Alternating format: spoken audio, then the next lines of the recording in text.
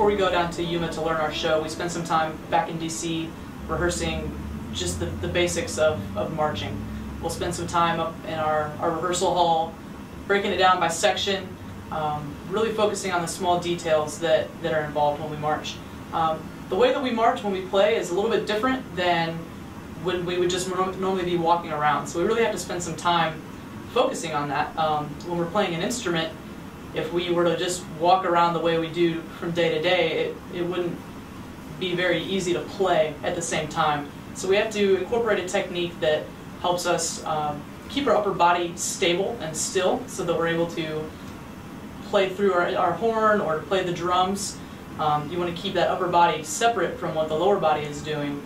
We also march in any given direction. We might go forward or backward or to the side while keeping our upper body facing our audience. So we have to learn how to do different techniques with that as well.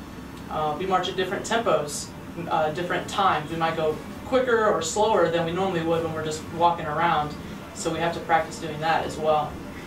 It's also a little bit different than some other civilian groups might do, some marching bands or some civilian drum corps. Our marching technique is pretty relaxed. It should look natural, like any Marine that is marching around, with the exception that we're also playing an instrument, so we have to try to incorporate all of that as well.